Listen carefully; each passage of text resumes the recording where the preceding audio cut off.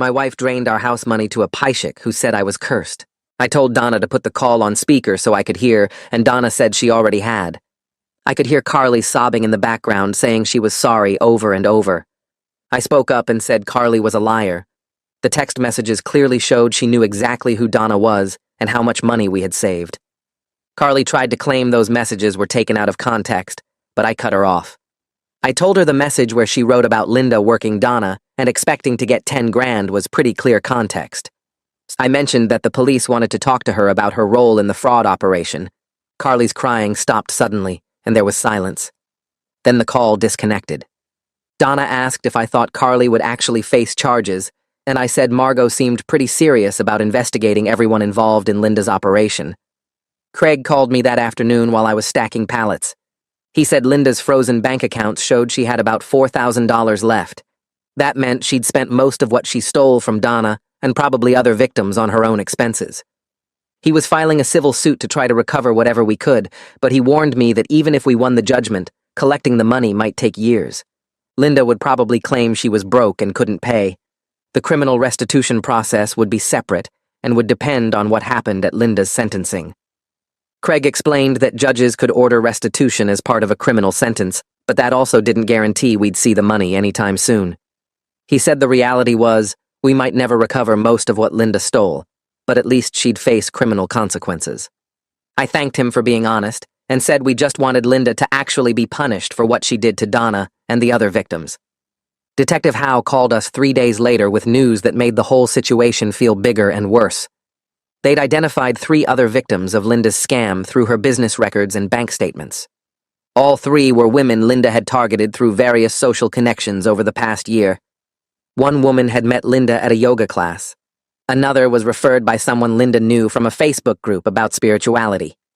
The third was a co-worker's sister who Linda had approached at a birthday party. The other victims had lost between $3,000 and $7,000 each to Linda's fake spiritual emergencies and curse removals. Detective Howe said all 3 women were willing to testify against Linda at trial. The prosecutor told her that multiple victims strengthened the case significantly and would probably increase Linda's sentence. Each victim showed the same pattern of gradually escalating payments for increasingly urgent spiritual problems. Detective Howe said Linda was clearly running a systematic operation, not just taking advantage of one person. She asked if we'd be willing to meet with the other victims so everyone could compare notes and support each other. I said we would. Donna came home from her first therapy session a week after the police station confrontation and seemed different. Lighter somehow. She'd found a therapist who specialized in helping people recover from financial scams and fraud. The therapist had explained that victims often felt shame even though they did nothing wrong, and that shame was exactly what con artists counted on to keep victims from reporting them. Donna said it helped to talk to someone objective who understood the psychology of how these scams worked. The therapist told her that Linda had used every manipulation technique in the book, from creating artificial urgency, to exploiting family connections, to isolating Donna from people who might question what was happening. Donna said hearing that from a professional made her feel less stupid and more angry, which felt like progress. She'd been blaming herself, but now she was starting to direct that anger where it belonged, at Linda. I took a morning off work to meet with our bank manager, Delbert Nelson, about the fraudulent withdrawals. Delbert was in his 50s with gray hair and reading glasses that hung on a chain around his neck. I'd brought all the documentation showing Linda's scam and asked if there was any way the bank could help us recover the money. Delbert reviewed the transactions carefully, checking the dates and amounts against the receipts from Linda's shop. He said that because Donna had authorized the withdrawals herself and they weren't technically fraudulent from a banking perspective, the bank wasn't liable for the losses. The bank couldn't reverse transactions that an account holder had willingly made, even if she'd been tricked into making them. But he did flag Linda's business account for suspicious activity and said he'd report it to their fraud department. He also helped us set up better account protections so nothing like this could happen again. We added dual authorization requirements for any withdrawal over $500 and set up text alerts for all transactions. Delbert said he was sorry this happened and wished he could do more to help. I thanked him for at least making sure our account was protected going forward. 2 weeks after we confronted Linda at the diner, Detective Howe called with another update. Carly had been formally charged as an accomplice to fraud for her role in recruiting Donna and receiving payments from Linda's operation. The prosecutor had enough evidence from the text messages and bank records to prove Carly knew what she was doing. Carly's lawyer had contacted Craig trying to make a deal where Carly would testify against Linda in exchange for reduced charges. Craig called us right after to discuss whether we should support the deal. He said Carly's testimony about the recruitment scheme and how Linda planned the whole operation would strengthen the case against Linda significantly. Without Carly's testimony, they could still convict Linda, but with it, they could prove the conspiracy aspect and probably get a longer sentence. Craig said he understood if we wanted Carly to face full consequences, but strategically, the deal might be worth it. Donna and I sat up late that night talking about Carly's cooperation deal. Donna said she wanted Carly to face real consequences for betraying their friendship and helping Linda steal our money. But she also wanted to make sure Linda got the harshest punishment possible, and if Carly's testimony helped with that, then maybe it was worth it. I said, I felt the same way. Carly deserved to be punished, but Linda was the mastermind who'd been running scams for 20 years. We called Craig the next morning and told him to agree to the deal only if Carly provided detailed testimony about Linda's entire operation and any other victims she'd helped recruit. Craig said he'd negotiate those terms with the prosecutor and Carly's lawyer. A few days later, he called back with the final deal. Carly would get probation instead of jail time, but she had to pay back her portion of the money she'd received from Linda's operation, which was about $1,500. She also had to provide complete testimony about everything she knew regarding Linda's methods and other potential victims. Craig said it wasn't perfect, but it was probably the best outcome for making sure Linda faced maximum consequences. The prosecutor's office scheduled a meeting with all of Linda's victims 2 weeks later to discuss the case and prepare everyone for trial. The meeting was in a conference room at the courthouse with bad fluorescent lighting and a long table. Besides Donna and me, there were 3 other women there with their husbands or partners. The prosecutor introduced everyone, and we went around sharing our stories. The first woman was named Jennifer, and she'd lost her entire inheritance from her grandmother, about $8,000. Linda had told her the money was cursed and needed spiritual cleansing. The second woman was Michelle, who'd maxed out 3 credit cards, about $6,000 total, before her husband discovered what was happening and made her stop. The third was Angela, who'd lost $5,000 on fake crystal healing sessions for her chronic pain. Listening to their stories was both heartbreaking and validating. They all described the same pattern of gradually escalating payments for fake spiritual emergencies. Linda had told Jennifer her dead grandmother was trapped between worlds. She'd told Michelle her daughter would get sick unless they did protection rituals. She'd told Angela that pharmaceutical companies were suppressing spiritual healing methods that actually worked. Every story showed how Linda found each woman's specific vulnerability and exploited it. We all cried together in that conference room, and afterward we exchanged phone numbers and promised to support each other through the trial. The prosecutor pulled up a PowerPoint presentation showing Linda's history across 4 different states. She'd operated under 6 different names over the past 20 years, always the same pattern of psychic shops and spiritual services that escalated from cheap palm readings to expensive emergency rituals. In Nevada, she was Madame Celeste. In Oregon, she was Sister Moonbeam. In Arizona, she was Mystical Marina. Each time she'd drain 10 to 15 victims before someone figured it out, and she'd pack up and move to a new city. The prosecutor showed us mugshots from 2 previous arrests, where Linda had gotten probation and community service. She'd learned to be more careful over the years, keeping her scams just below the threshold that would trigger serious investigation. But this time was different, because we had the family connection documented and multiple victims willing to testify. The prosecutor said with Linda's history and the evidence we'd gathered, she was pushing for at least 5 years in prison. Donna went back to work on Monday, and I could tell she was nervous about facing her boss. She'd called in sick for 3 days straight without much explanation. Her boss asked to speak with her privately in his office, and Donna came out 20 minutes later looking relieved instead of stressed. Her boss told her his own sister had lost $8,000 to a multi-level marketing scheme 5 years ago and understood how these things worked. He said people who run these operations are professionals at manipulation, and Donna shouldn't feel ashamed about being targeted. Having her employer's support made a huge difference in how Donna felt about going back to her normal routine. She came home that evening and said it felt good to focus on regular work tasks instead of constantly thinking about the scam. Hank showed up Thursday night with 2 pizzas and a 6-pack of beer without calling first. He said he figured we could use some normal company, and he was right. We spent 3 hours on our couch eating pizza and talking about anything except Linda and the case. Hank told us about his latest dating disaster, where he'd tried to impress a woman by cooking her a fancy dinner, but set off the smoke alarm twice and gave them both food poisoning. Donna actually laughed for the first time in weeks, a real, genuine laugh that made her whole face light up. I realized how much tension I'd been carrying in my shoulders and back just from the constant stress of dealing with the legal process. Hank stayed until almost midnight, and when he left, Donna hugged him and thanked him for reminding us that normal life still existed outside of court proceedings and police reports. Craig called Friday afternoon with news about the case. Linda's lawyer had reached out to the prosecutor trying to negotiate a plea deal where Linda would plead guilty to reduced charges in exchange for avoiding a trial. Craig explained that plea deals were common because trials were expensive and risky for both sides. Linda was apparently willing to admit to some level of fraud if it meant getting a lighter sentence, maybe 2 years instead of 5. The prosecutor wanted our input before responding to the offer. Craig walked me through the pros and cons over the phone. A plea deal meant certainty, but less punishment, while going to trial meant we might get a harsher sentence, but also risked the possibility of Linda getting off with even less if something went wrong with the case. He said the evidence was strong, but juries could be unpredictable, especially when the defense would argue that Donna paid willingly for services she believed in. I called the other victims that evening, and we set up a conference call to discuss the plea deal together. Jennifer said she wanted Linda to face maximum consequences and didn't want to accept any deal that gave her less than 3 years.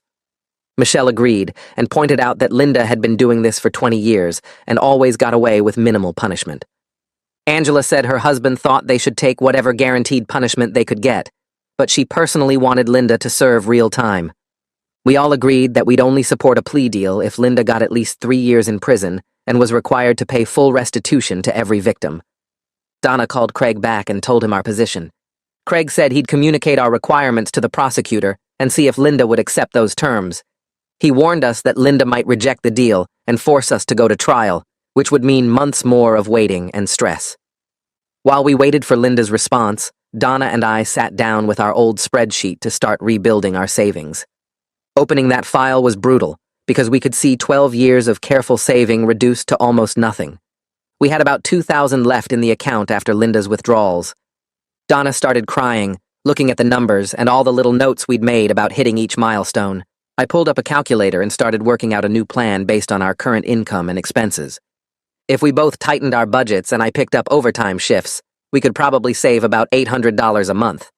That meant it would take 4.5 years to get back to where we were before Linda stole from us. Donna put her head on the table and said she felt like we'd lost more than money. We'd lost time we could never get back. I reminded her that at least we were both still working and healthy and together, which was more than some people had after getting scammed. Craig called back 3 days later with Linda's response. She'd rejected the plea deal because she didn't want to serve 3 years in prison. Her lawyer was apparently advising her to take her chances at trial, probably thinking they could argue down the charges or get a sympathetic jury. Craig said this was actually good news strategically, because it meant we could present all the evidence publicly, and Linda's 20-year history of scams would be part of the trial record. The prosecutor was already preparing to bring in victims from Linda's previous operations in other states to establish a pattern of behavior. Donna was nervous about having to testify in open court, but said she was determined to make sure Linda faced real consequences. I told her I'd be right there in the courtroom with her the whole time. Iris came over the following weekend to help Donna prepare for trial testimony. I thought it would be gentle practice, but Iris was tougher on Donna than I expected. She played the role of defense attorney and asked Donna hard questions about why she kept going back to Linda, why she didn't tell me about the payments, whether she really believed in the spiritual services or just wanted an excuse to spend money. Donna got frustrated and snapped at her mom that she was being too harsh. Iris stopped and said the defense lawyer would be exactly this harsh, and probably worse, trying to make Donna look foolish or irresponsible to the jury. She said Donna needed to practice staying calm and factual even when the questions felt unfair or insulting. They practiced for 2 hours until Donna could answer the tough questions without getting emotional or defensive. Afterwards, Donna hugged her mom and thanked her for the tough love approach. 2 months after the initial confrontation at the diner, Linda's trial began on a Tuesday morning in late September. All the victims showed up to support each other, and watch the case unfold. The courtroom was smaller than I expected, with wooden benches and fluorescent lights that made everything look washed out. Linda sat at the defense table wearing a conservative navy suit with her hair pulled back, looking nothing like the mystical Luna persona with all the jewelry and flowing scarves. The prosecutor spent the first day laying out the timeline of Linda's operation, showing the pattern of manipulation she used with each victim. She presented bank records, text messages, receipts, and the Facebook photos proving Linda knew exactly who Donna was and had deliberately exploited their family connection. The jury paid close attention, taking notes and looking between Linda and the evidence on the screens. Donna testified on the second day, and I sat in the front row where she could see me. The prosecutor asked her to walk through the timeline of her involvement with Linda, starting with the first $20 palm reading and ending with the $11,000 in total losses. Donna spoke clearly about how Linda gradually increased the urgency and cost of each spiritual service, creating fake emergencies that required immediate payment. She explained how finding out Luna was actually her cousin Linda made the betrayal feel even worse because Linda had used their family connection to build trust. She described how Carly's friendship had made everything seem more legitimate because Donna trusted Carly to look out for her interests. The prosecutor asked if Donna had any reason to suspect Linda was scamming her before I showed her the evidence, and Donna said no, that Linda had been completely convincing in her spiritual persona. I watched the jury watching Donna, and could see some of them nodding sympathetically. Donna stayed calm and factual throughout her testimony, just like Iris had coached her, and I felt incredibly proud of how strong she was up there on the witness stand. The defense lawyer stood up looking confident like he thought he had an easy argument to make. He told the jury that nobody forced Donna or the other victims to pay for anything, that they all came to Luna's shop willingly and handed over money for services they believed would help them. He said this was really just a disagreement about whether the spiritual services had value, which made it a civil matter between customers and a business owner, not criminal fraud. He kept emphasizing the word willingly, like that was the magic word that would make everything okay. But then the prosecutor stood up and walked over to the evidence table where all the documents were spread out. She held up the business license showing Linda's fake name, Luna, next to her real driver's license showing Linda Kozlowski. She showed the jury the family reunion photos, proving Linda knew exactly who Donna was before the first reading ever happened. She presented text messages between Linda and Carly, discussing how to target Donna specifically because Linda had researched Donna's finances and knew about our house savings. She showed the escalating payment pattern, how Linda manufactured fake spiritual emergencies that required immediate expensive interventions, always pushing for more money before victims had time to think. She reminded the jury that Linda told Donna the curse was coming from me and would kill Donna unless she paid thousands of dollars right away. That wasn't offering a service, the prosecutor said. That was deliberate manipulation using fear and family trust to steal money.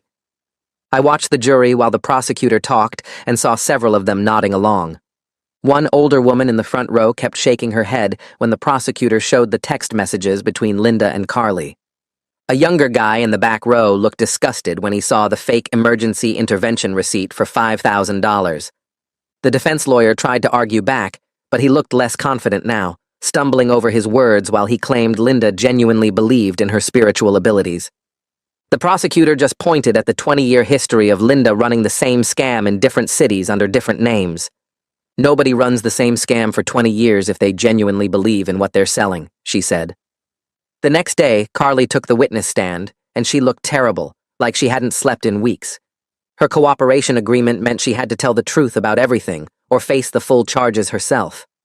The prosecutor asked her how she met Linda, and Carly explained that Linda was her boyfriend Rod's mother, and about 6 months ago, Linda asked if Carly knew anyone who had money saved up and might be vulnerable to spiritual guidance.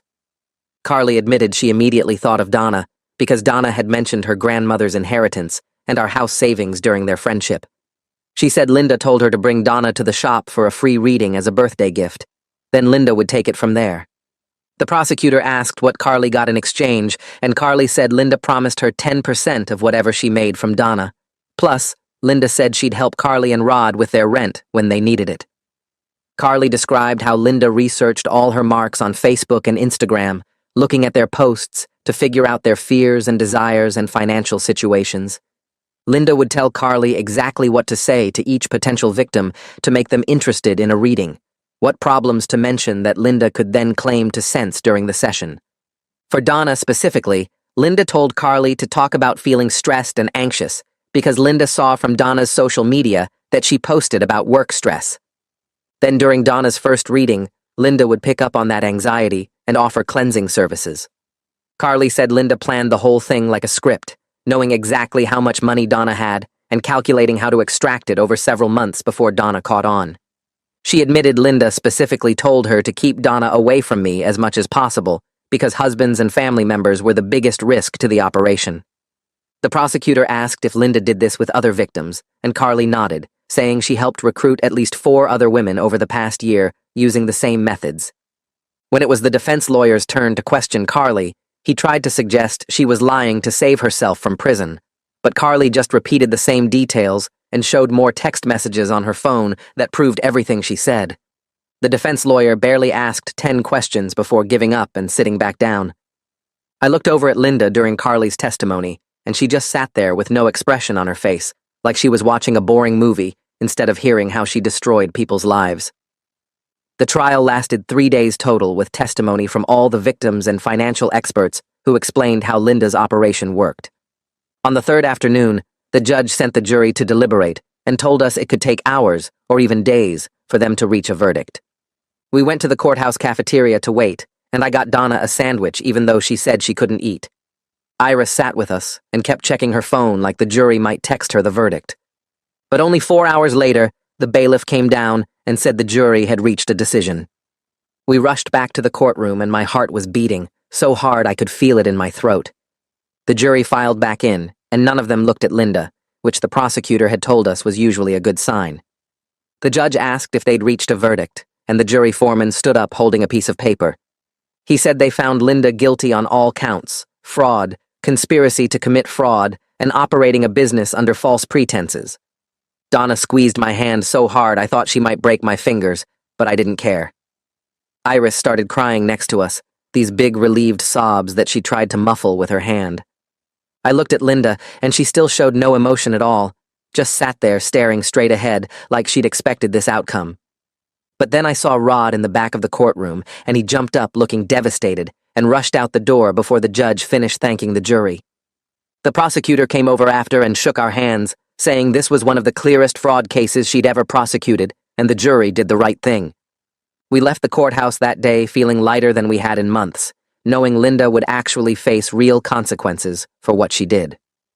2 weeks later, we were back in the same courtroom for Linda's sentencing hearing. This was when all the victims got to give impact statements telling the judge how Linda's fraud affected our lives.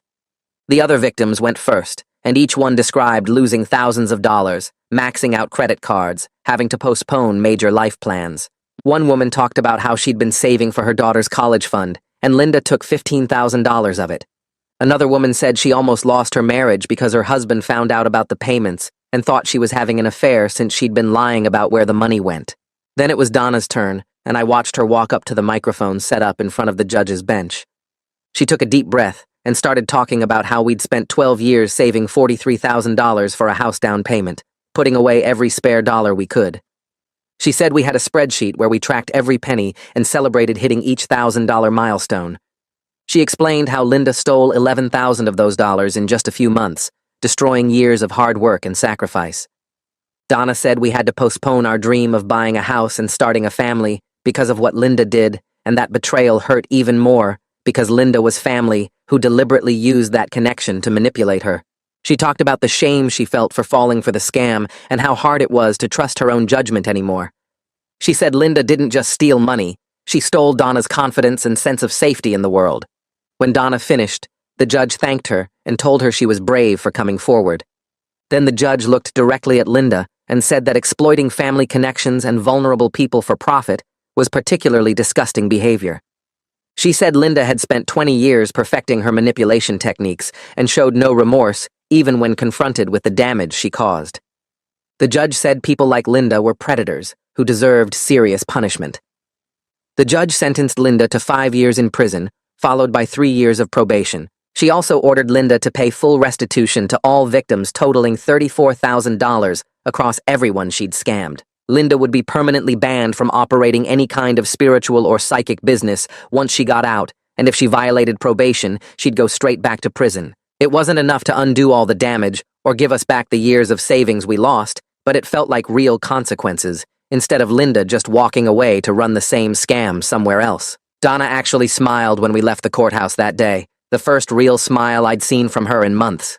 Iris hugged both of us in the parking lot and said, "Justice wasn't perfect, but at least Linda would spend the next 5 years behind bars thinking about what she did." We went out for lunch after, and Donna ordered wine even though it was only 2 in the afternoon, saying we deserved to celebrate. The other victims joined us, and we spent an hour talking about everything except Linda, just enjoying feeling like we'd won something back. The next week, Craig called us into his office to discuss the restitution payment process. He explained that collecting the $34,000 would be really hard because Linda had almost no money left in her accounts after spending everything she stole. The court could garnish Linda's wages once she got out of prison and found a job, but that would probably only amount to $200 or $300 per month. Craig did the math and said at that rate it would take years, maybe over a decade, to collect the full amount owed to all victims. He said we'd probably end up getting back a few thousand total if we were lucky, nowhere near the 11,000 Linda took from us. It wasn't great news, but it was better than nothing, and at least the court order meant Linda couldn't just ignore the debt. Craig said he was glad Linda finally faced consequences after running scams for 20 years, and he hoped our case would make it harder for other psychic con artists to operate. We thanked him for all his help navigating the legal system, and he said he was proud of how we handled everything, especially Donna for being willing to testify. When we left his office, Donna said she felt closure even knowing we'd never get all our money back, because watching Linda get sentenced made the whole fight worth it. That weekend, Donna suggested we celebrate the verdict by going out for a nice dinner, our first real date since this whole nightmare started. We went to an Italian place we used to go to for special occasions back when we were first married. Over pasta and wine, we talked about our future and what we wanted to do now that the trial was over. Donna said she felt like we'd been stuck in survival mode for months, and now she could finally think about moving forward again. I told her I was proud of how strong she'd been through everything, testifying in court and facing Linda even though it was terrifying. Donna said she was grateful I didn't blame her or make her feel stupid when I first discovered the scam, because that support made all the difference. We agreed that going through this together made us stronger as a couple, even though we wouldn't have chosen to experience it. We talked about starting to save for the house again, and Donna said this time she'd be way more careful about protecting our money. I reminded her that she was targeted by a professional con artist who spent 20 years perfecting manipulation techniques, so she shouldn't beat herself up about falling for it. By the end of dinner, we were holding hands across the table and making plans for the future, feeling hopeful in a way we hadn't felt since before Carly first brought Donna to that psychic shop. Donna kept going to therapy every week, and her sessions were really helping her process everything that happened. She came home one day and told me her therapist said financial scam victims often have trouble trusting their own judgment afterward, second-guessing every decision and feeling paranoid about being manipulated again. But the therapist was helping Donna separate what happened from her core sense of self, teaching her that being targeted by a skilled con artist didn't mean she was naive or stupid. Donna said she was learning to recognize manipulation tactics so she'd never fall for something like this again. She also said the therapy helped her stop feeling ashamed about what happened, because she realized Linda specifically chose her as a target and would have found a way to manipulate almost anyone in that situation. I could see Donna's confidence coming back bit by bit over the weeks. She stopped apologizing constantly for losing our savings and started talking about the future with actual excitement instead of guilt. She even laughed at herself one day when she caught a commercial for a psychic hotline and immediately recognized all the manipulation language they were using. Her therapist said that awareness was a sign of real growth and healing. Iris decided to organize a big family gathering to make sure everyone knew what Linda did, so she couldn't target any other relatives in the future. She invited about 20 people to her house, including aunts, uncles, and cousins from both sides of the family. During dinner, Iris stood up and explained everything that happened, showing people the evidence and court documents. Several family members were completely shocked because they had no idea Linda was even in town or running a psychic business. A few people admitted they'd had weird interactions with Linda years ago that made more sense now. One cousin said Linda had tried to borrow $5,000 from her a decade ago, claiming it was for medical bills, but the cousin got suspicious and said no. Another relative said Linda had shown up at a family funeral asking questions about who inherited what from the deceased person. Now everyone realized Linda had been gathering information to identify potential marks. The family talked for hours about Linda's pattern of behavior and agreed to cut her off completely. Nobody would visit her in prison or accept calls from her, and if she tried to contact anyone after getting out, they'd report it to her parole officer immediately. Iris said the family needed to support Donna's recovery and make sure Linda knew she'd burned every bridge. By the end of the night, everyone hugged Donna and told her they were sorry she went through this. The family solidarity felt good, like we had people on our side who understood what Linda did was unforgivable. 3 months after Linda's sentencing, we got an envelope from the court with our first restitution payment inside. It was a check for $250, such a tiny amount compared to the $11,000 we lost, but seeing actual money come back felt important anyway. Donna held the check and started crying. Not sad crying, but relieved crying. Like this proved Linda would actually have to pay something back, even if it took forever.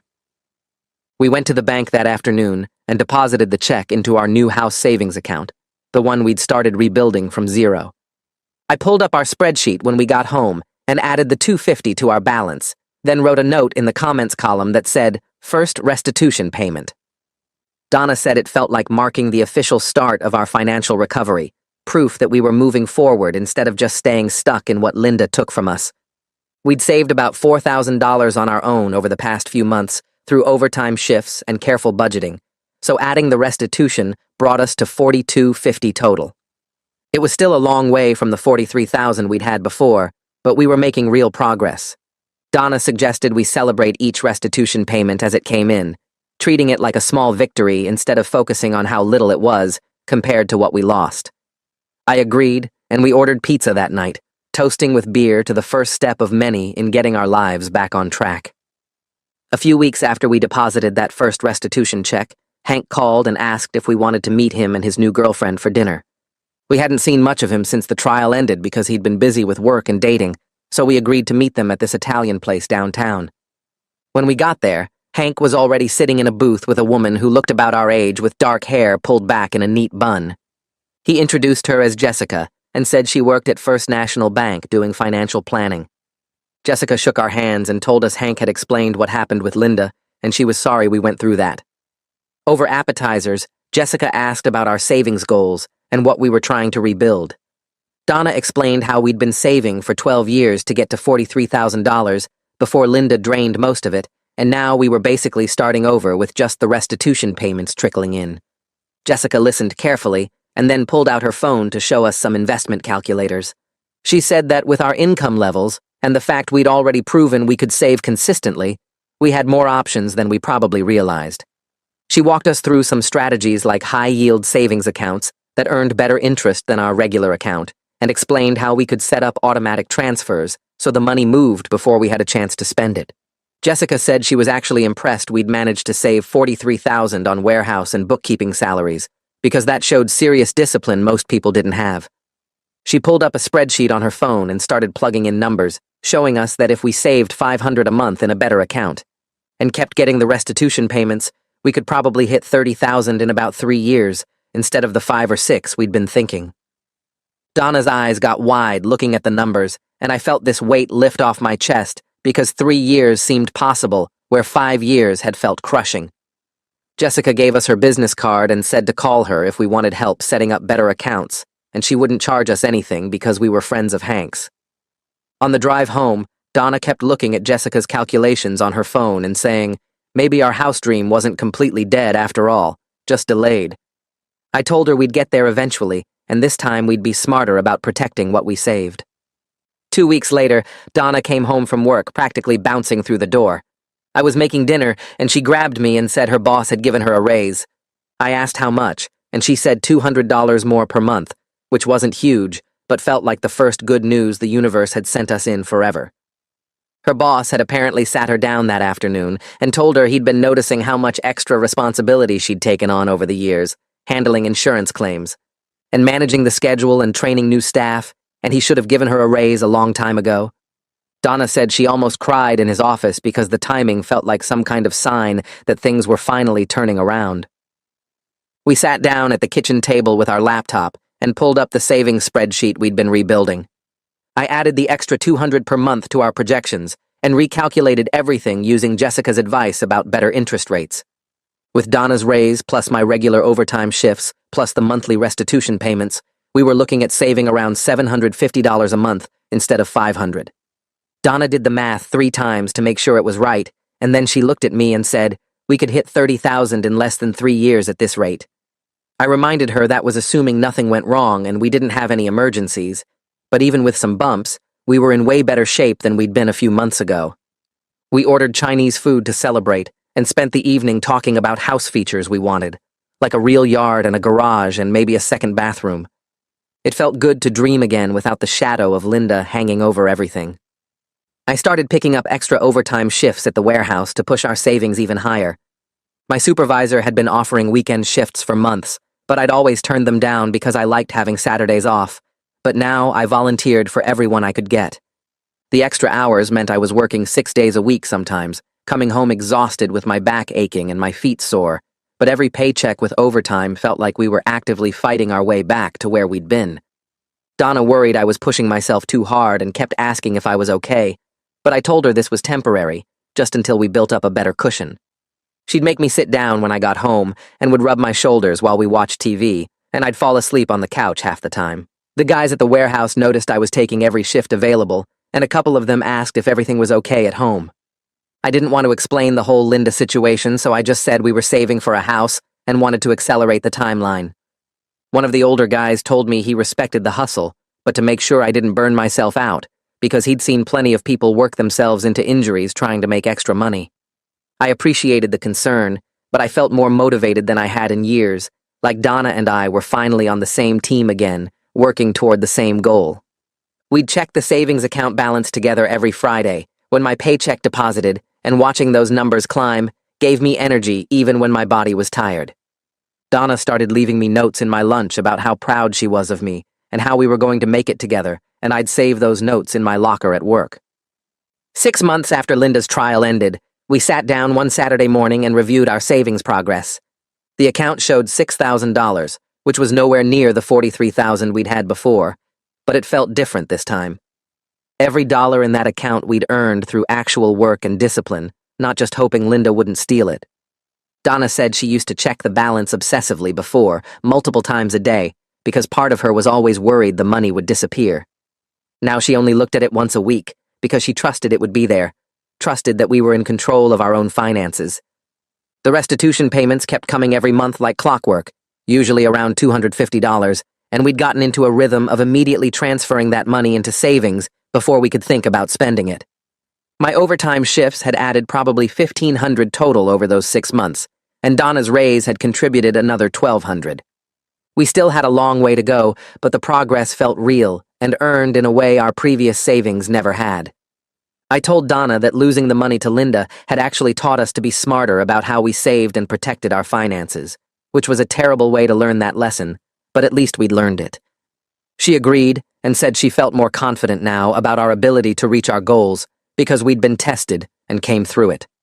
We decided to keep our timeline realistic and not rush things, because the house would still be there when we had enough saved, and this time, nobody was going to take it from us. Detective Howe called one afternoon while I was at work and left a message asking me to call her back. I waited until my break and called from the warehouse parking lot, wondering if something had happened with Linda's case. Margot answered and said she had some news she thought we'd want to hear. Linda's case had been used as a training example for fraud investigators across the state, and as a result, several other psychic scam operations had been shut down in different cities. Margot explained that the way Linda had used family connections and social media research to target victims was apparently a common tactic that a lot of investigators hadn't been watching for. By documenting our case so thoroughly, they'd created a template other departments could use to identify similar scams. 3 different psychic shops had been raided in the past month, and the owners were facing fraud charges, and at least a dozen potential victims had been contacted before they lost significant money. I thanked Margot for letting us know and said I'd tell Donna. When I got home that evening and shared the news, Donna got quiet for a minute and then said, Knowing our nightmare had helped protect other people made what we went through feel less pointless.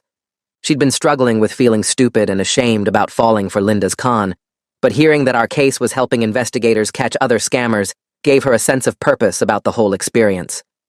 A few days later, Donna mentioned she'd been thinking about volunteering to speak at community groups about how to recognize financial scams. She said if her story could help even one person avoid getting manipulated like she was, it would be worth the embarrassment of admitting what happened. I told her that wasn't embarrassing. It was brave, and I'd support whatever she wanted to do. Donna's first community presentation was at a senior center about 20 minutes from our apartment. She'd contacted them after seeing a flyer about their monthly safety seminars, and the coordinator had been enthusiastic about having a real fraud victim speak. Donna was nervous the whole week leading up to it, practicing her talk in front of me and asking if she sounded stupid or if people would judge her. I kept telling her she sounded clear and honest, and that sharing her experience was going to help people. The morning of the presentation, she changed her outfit 3 times and almost backed out twice. We got to the senior center early, and the coordinator showed us to a room where about 30 older adults were gathered. Donna stood at the front with her notes shaking in her hands and started talking about how she'd met Luna and how the scam had gradually escalated. She explained the warning signs she'd missed, like the way Luna had created fake emergencies that required immediate payment and how the prices kept increasing once Linda knew Donna would pay. Her voice got stronger as she talked, and I watched the audience lean forward and start taking notes. When Donna finished, several people came up to thank her, and one woman pulled her aside to talk privately. The woman said she'd been seeing a psychic for 6 months, who kept telling her she needed expensive crystal treatments, and the psychic had been pressuring her to take money out of her retirement account. Donna's presentation had made her realize she was scammed before she lost anything significant. The woman hugged Donna and said she'd probably saved her life savings. On the drive home, Donna was quiet, but I could tell she felt good about what she'd done. She said helping that one woman made all the shame and embarrassment worth it. Our relationship felt different after everything with Linda, stronger somehow. We'd been through something genuinely difficult together, and instead of it breaking us apart, we'd come out more connected. Donna told me one night that she trusted me more now because when she was at her lowest point, feeling stupid and ashamed, I hadn't blamed her or made her feel worse. I'd just focused on fixing the problem and supporting her through it. I told her I was proud of how she'd turned her experience into something that helped other people, and that took real courage. We started talking about the future with actual hope instead of just anxiety about money.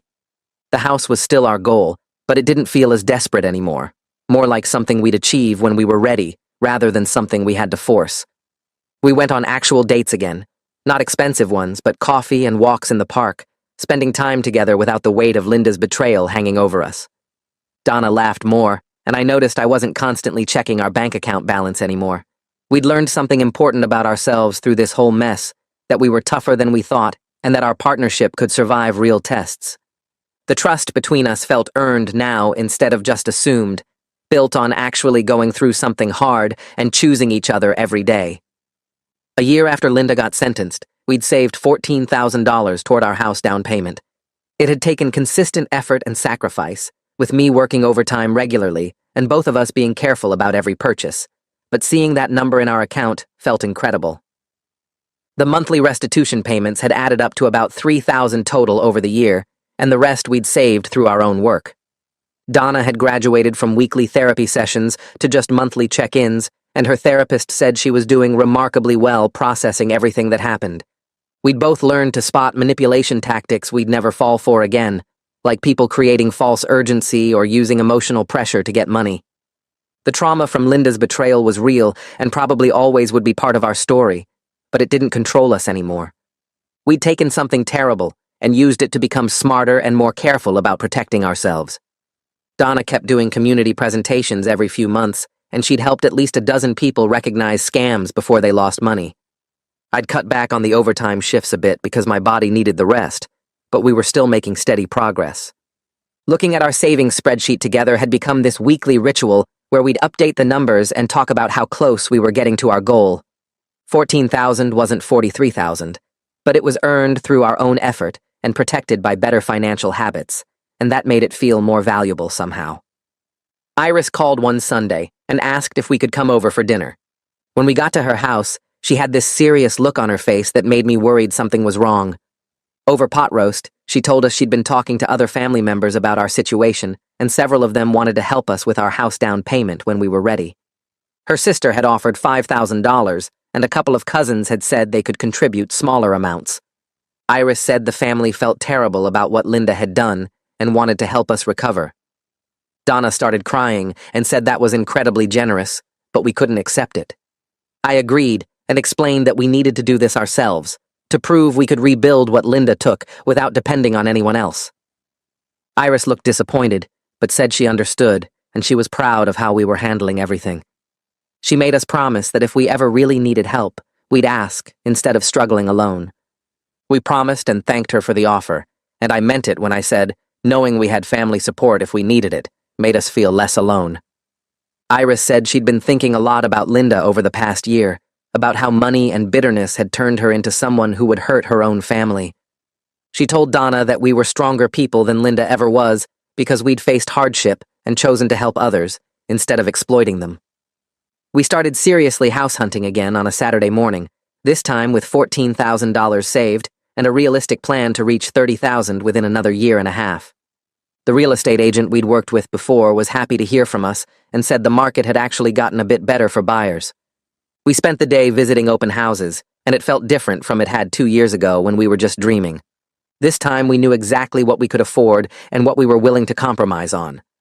We saw a small house with a decent yard in a neighborhood near Donna's work, and another one that needed some fixing up, but had good bones.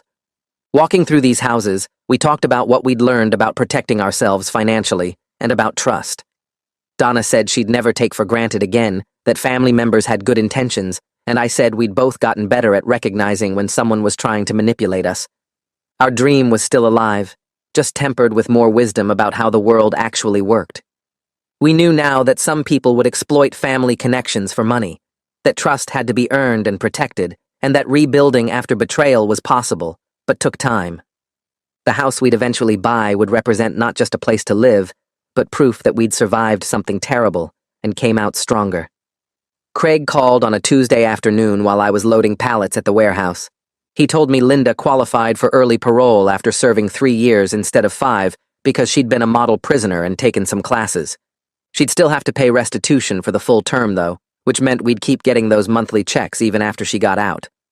Craig also mentioned that Carly had finished her probation successfully and moved to Oregon, and her probation officer said she seemed genuinely sorry about what she'd done. I thanked Craig for the update and told Donna about it that evening over dinner. She said she hoped Carly really had changed, but wasn't sure she'd ever fully forgive her for targeting us like that. I agreed and said at least Linda was still locked up for another year and a half, which gave us more time to rebuild without worrying about her showing up. 18 months after the trial ended, our savings account hit $25,000. We sat at our kitchen table on a Saturday morning looking at the number on the screen, and Donna started crying happy tears. I pulled up our old spreadsheet and showed her how far we'd come from basically nothing, and she said she was proud of us for not giving up, even when it seemed impossible. We decided right then that we were ready to start making real offers on houses instead of just looking. Our budget was smaller than the original plan, but we'd found a cute place with a small yard in a neighborhood near Donna's work that we both liked. The house needed some paint, and the kitchen was outdated, but it had good bones, and the price fit what we could afford.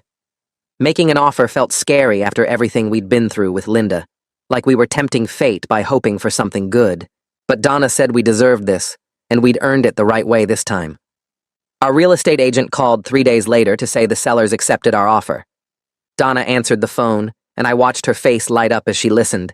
Then she started crying again and nodding.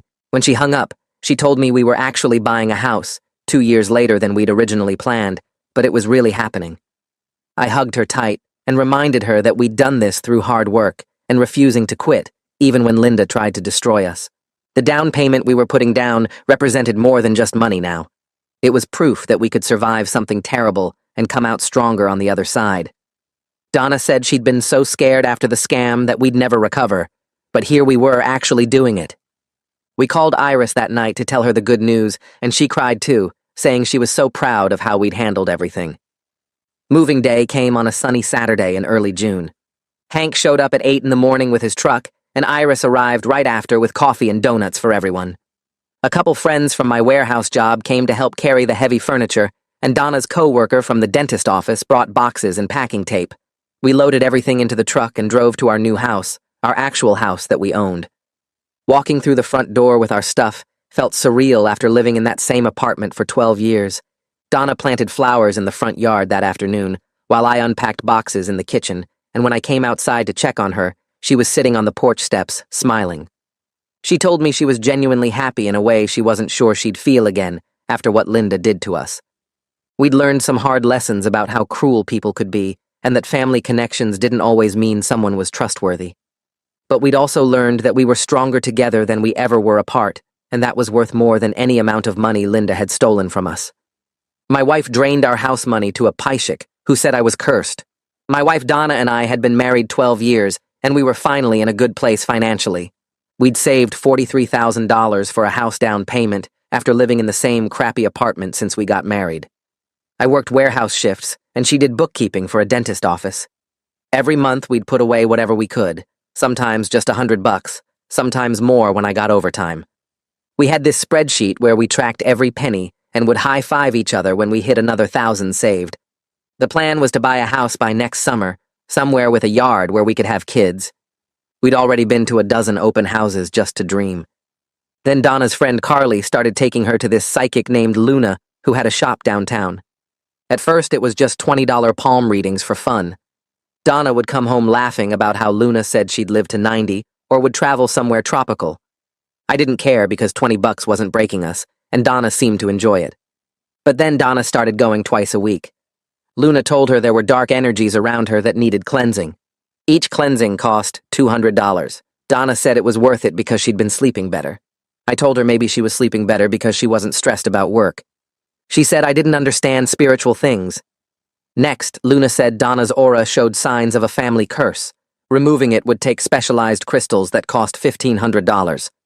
I found the receipt in Donna's purse and lost it. That was supposed to be house money. Donna cried and said I cared more about money than her spiritual health.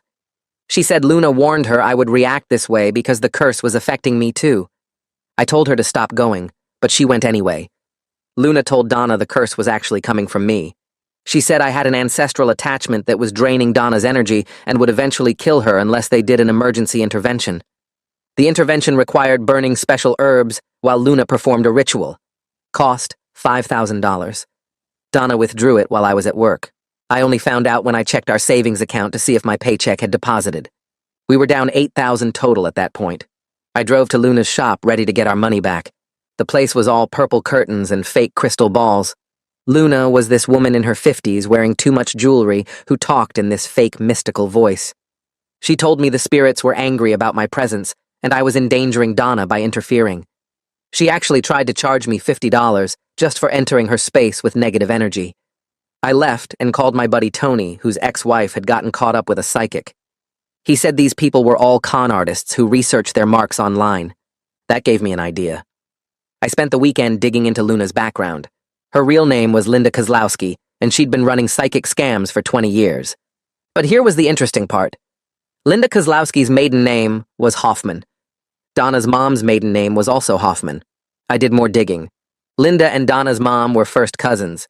They'd grown up in the same town.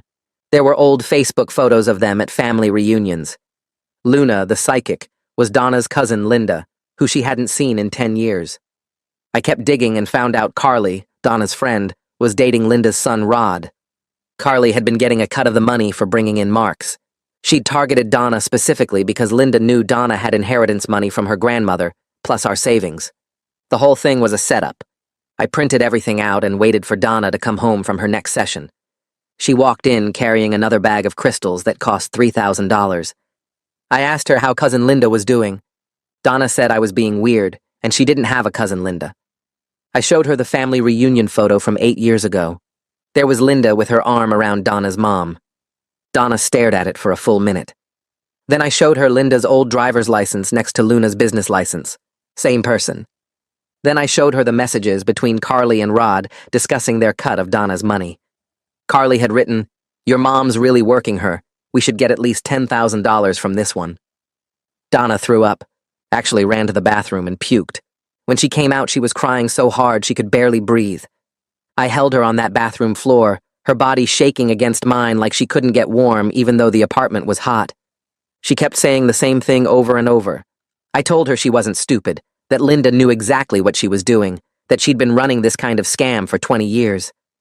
We sat there until 3 in the morning while she cried and asked how her own cousin could do this to her. I didn't have a good answer for that.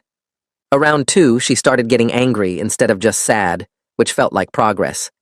She wanted to know every detail of how I figured it out, so I walked her through the whole investigation while we sat on the cold tile. By the time we finally moved to the bedroom, she'd stopped crying, but her eyes were swollen nearly shut. The next morning, she called her boss and said she had the flu. Her voice was so hoarse from crying that it actually sounded believable. I made tea and toast, even though she said her stomach hurt too much to eat. We sat at our kitchen table with all the bank statements spread out in front of us. $11,000 gone. She asked me to explain the investigation again, slower this time, and I showed her each piece of evidence.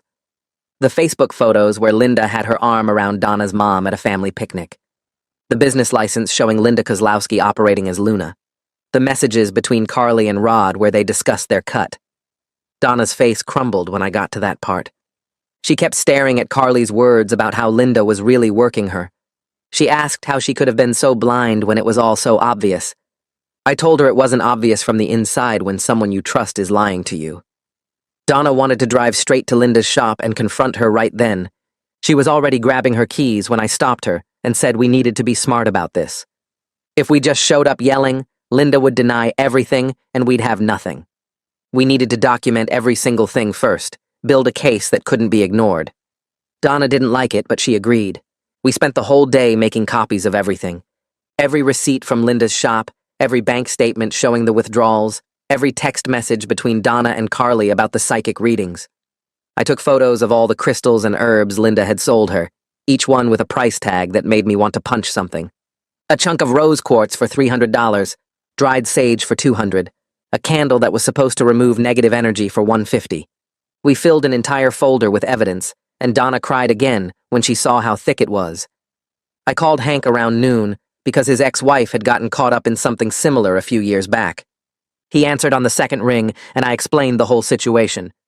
Hank said these psychic scammers were all the same, and we needed to talk to a lawyer before doing anything else. He gave me the name of an attorney called Craig Bowman, who handled fraud cases and did free first meetings. I called Craig's office right away, and his assistant got us in for the next afternoon. When I told Donna we had a lawyer appointment, she looked relieved for the first time since I'd shown her the evidence. She said she felt like we were actually doing something instead of just sitting around feeling stupid. Craig's office was in a strip mall next to a pizza place. The waiting room had old magazines and uncomfortable chairs, but Craig himself seemed solid when he came out to get us. He was maybe 50 with gray hair and reading glasses hanging around his neck. We sat in his office and laid out everything on his desk. The Facebook photos, the business licenses, the text messages, the bank statements, the receipts. Craig went through it all carefully, making notes on a legal pad. He said this was definitely criminal fraud, and probably conspiracy too, since Carly was involved in recruiting Donna. He explained that getting our money back would be hard because Linda had probably already spent most of it, but filing criminal charges might pressure her into some kind of payment plan. He said we should go to the police immediately and file a report. Donna asked if we really had enough evidence, and Craig said we had more than most fraud victims ever get. Craig asked if Donna had signed anything or given Linda permission to share her financial information with anyone. Donna went quiet for a minute, and then admitted she'd filled out a form during her first visit. An energy assessment form that asked about her income, her savings, her financial goals, her family situation. I felt sick hearing that. Linda had used that form to figure out exactly how much money Donna had and how much she could steal before Donna caught on. Craig said that form might actually help our case because it showed Linda was planning this from the beginning. It proved she wasn't just providing spiritual services, she was researching her target. Donna started crying again, and Craig pushed a box of tissues across his desk. He said fraud victims always blame themselves, but this wasn't her fault, that con artists are professionals at manipulation. We left Craig's office and drove straight to the police station downtown.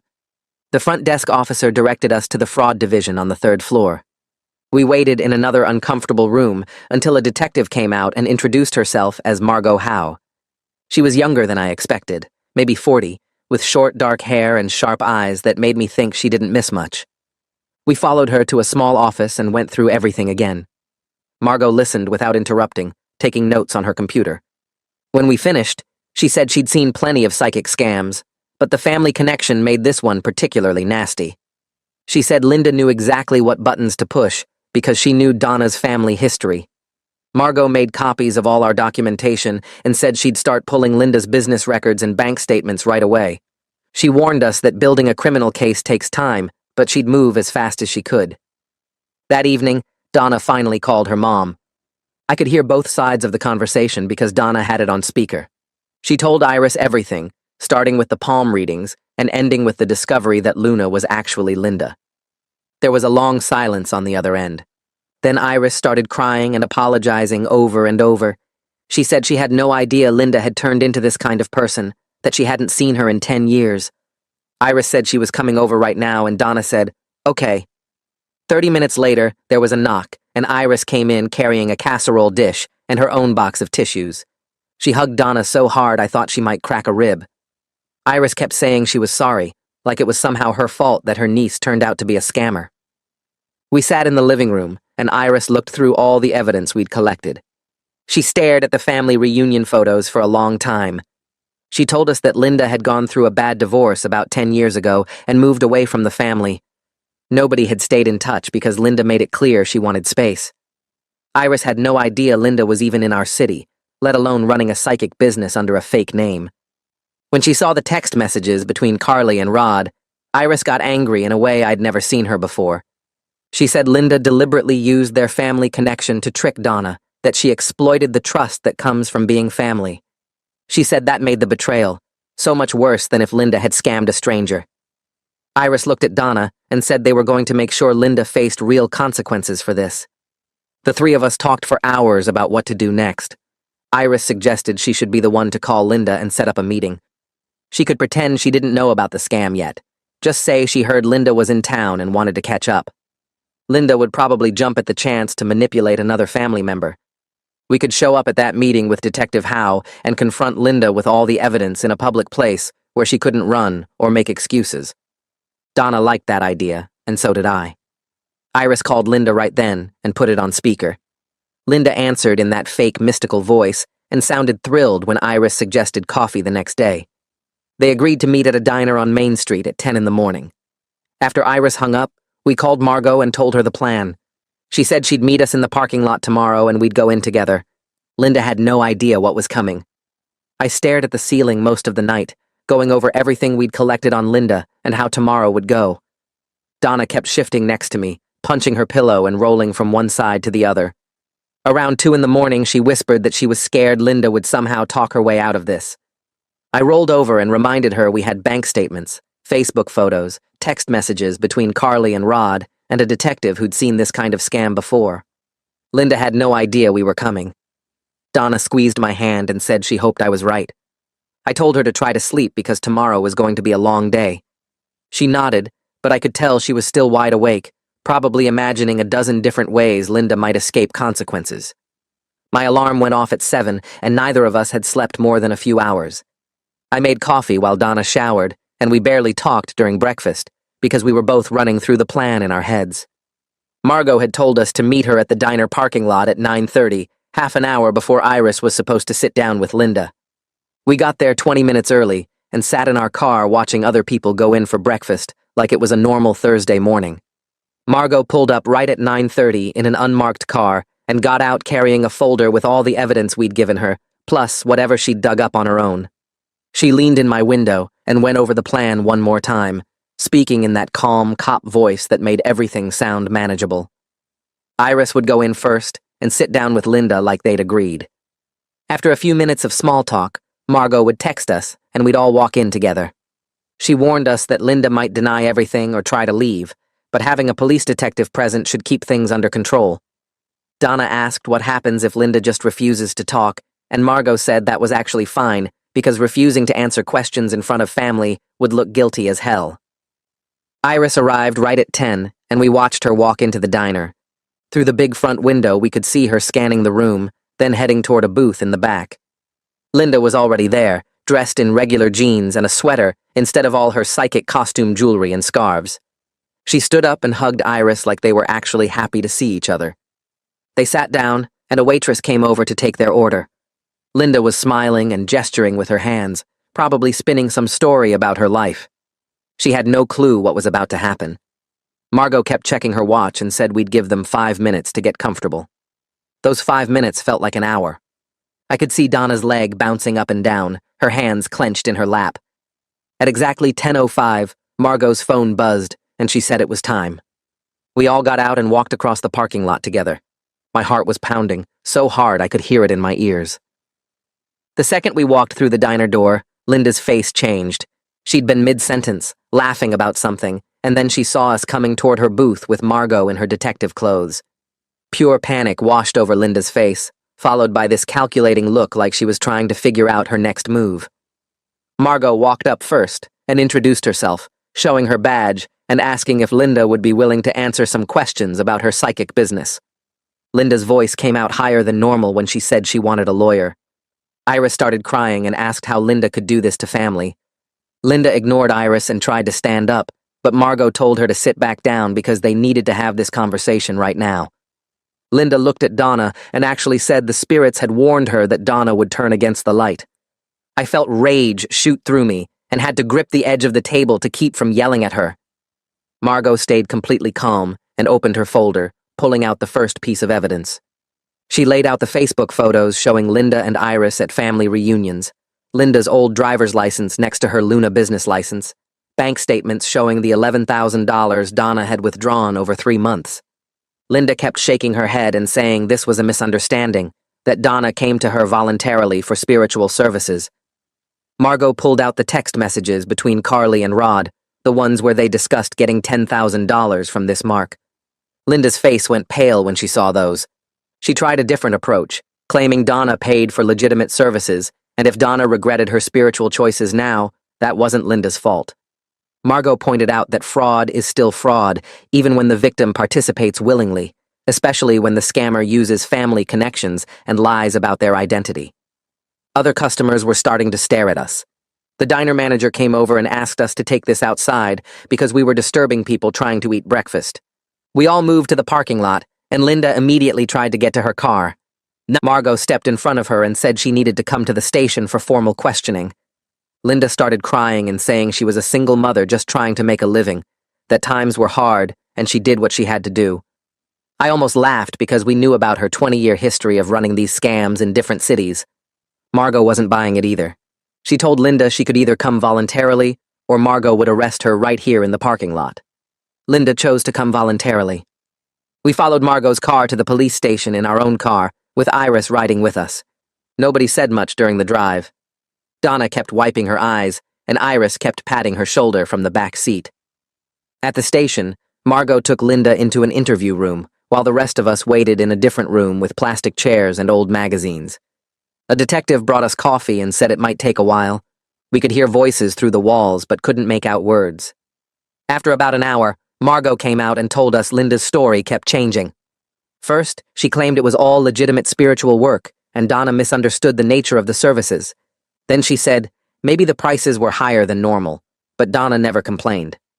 Finally, she admitted she might have overcharged, but insisted it wasn't intentional fraud, just poor business practices. Margot said Linda's responses were textbook con artist behavior, the way she kept adjusting her story based on what evidence got presented. While Linda was still being questioned, another detective came and got Donna. He took her to a separate interview room to get her official statement about the timeline of payments and Linda's manipulation tactics. I wanted to go with her, but the detective said she needed to give her statement alone. I sat there with Iris for another hour, both of us drinking bad coffee and not saying much. When Donna finally came out, she looked completely drained. She told us she had to go through the whole thing step by step, from the first $20 palm reading to the final $3,000 crystal purchase.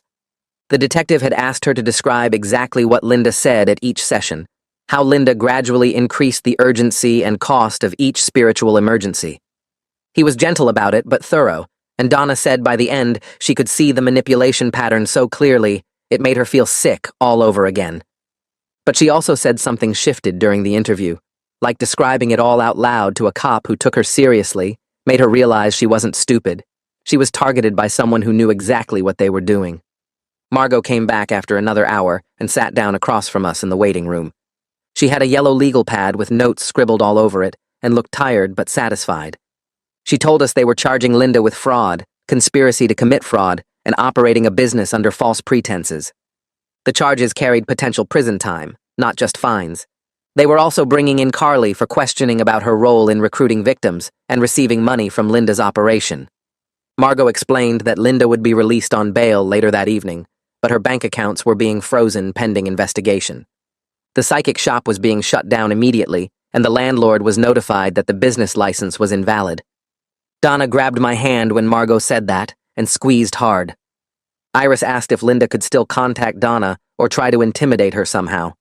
Margot said they'd include a no-contact order as part of the bail conditions, and if Linda violated it, she'd go straight back to jail. We thanked Margot for taking this seriously, and she said cases like this made her sick because predators like Linda specifically targeted vulnerable people who trusted them. We left the station around 6 in the evening feeling both relieved and completely drained. The adrenaline from the confrontation had worn off, and we were all exhausted.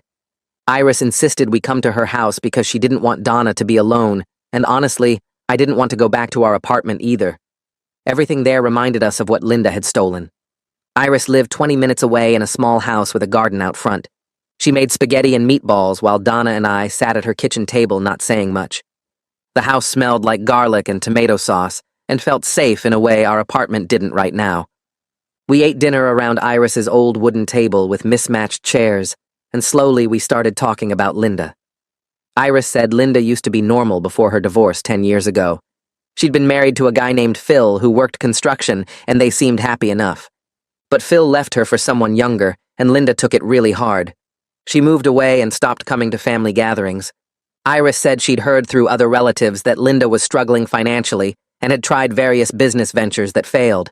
She never imagined Linda would turn into someone who scammed her own family. Donna picked at her spaghetti and said she felt so stupid for not seeing through it. Iris reached across the table and grabbed Donna's hand, telling her firmly that con artists are professionals at manipulation. They study people and find weaknesses and exploit them. Donna wasn't stupid. She was targeted by someone who knew exactly what buttons to push. I added that Linda had 20 years of practice running these scams, and Donna never stood a chance once Linda decided to target her. Iris said the family needed to know what Linda did so she couldn't victimize anyone else, and she'd make sure everyone heard the truth. The next day around noon, my phone rang while I was at work. It was Donna calling from home because she'd taken another sick day. She sounded shaky and said Carly had just called her. I told my supervisor I needed to take this and walked out to the warehouse loading dock. Donna said Carly was crying and begging for forgiveness. Carly claimed she didn't know Linda was Donna's cousin and thought it was just a business arrangement where she referred people to a psychic.